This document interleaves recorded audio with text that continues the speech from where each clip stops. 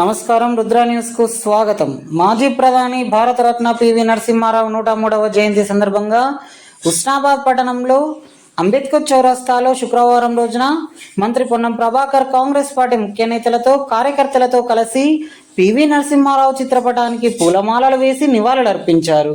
అనంతరం మంత్రి పొన్నం ప్రభాకర్ మాట్లాడుతూ తెలంగాణ ముద్దుబిడ్డ, హుస్నాబాద్ నియోజకవర్గ ముద్దుబిడ్డ పివి నరసింహారావు అని, బహుభాషా కోవిదుడు అని, ఈ దేశానికి ప్రపంచంలో ఎంతో పేరు తెచ్చిన వ్యక్తి అని కొనియాడారు.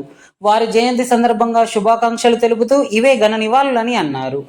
వంగరలో జన్మించిన వ్యక్తి పివి నరసింహారావు అని, దేశ ప్రధానిగా భూ సంస్కరణలు, ఆర్థిక సంస్కరణలు తేవడం వల్ల ప్రపంచంలో ఆర్థిక శక్తిగా ఎదుగుతుందని అన్నారు. వారు చూపిన మార్గదర్శకంలో మనమంతా నడవాలని కోరుకుంటున్నట్లు తెలిపారు. నవోదయ, కేంద్రీయ విద్యాలయాలు తెచ్చి విద్యా వ్యవస్థలో సమూలమైన మార్పులు తెచ్చిన వ్యక్తి అని, విద్యకు ప్రాధాన్యత తెచ్చిన వ్యక్తి అని గుర్తు చేశారు.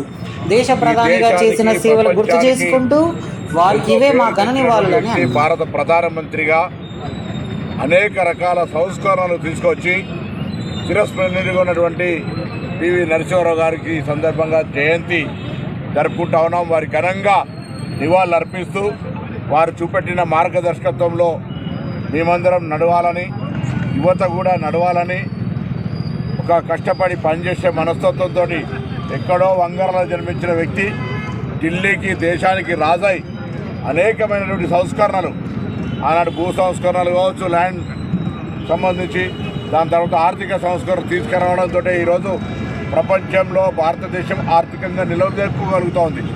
ఆనాడు నవోదయ విద్యాలయాలు తీసుకొచ్చి ఒక విద్యా వ్యవస్థలో సమూలమైనటువంటి హెచ్ఆర్డి మినిస్ట్రీని ఏర్పాటు చేసి ఒక సమూలమైన మార్పు తీసుకొచ్చినటువంటి వ్యక్తి.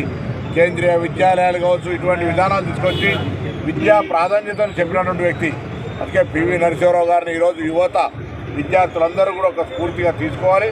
వారు ఈ ప్రాంత బిడ్డగా, తెలంగాణ బిడ్డగా, ఆంధ్రప్రదేశ్ ముఖ్యమంత్రిగా, దేశ ప్రధానిగా చేసిన సేవలని సందర్భంగా జ్ఞాపకం చేసుకుంటూ వారికి ఈ జయంతి సందర్భంగా ఘనంగా హుస్నాబాద్ కాంగ్రెస్ నియోజకవర్గ పక్షాన ఘనంగా నివాళులు అర్పిస్తా ఉన్నాం.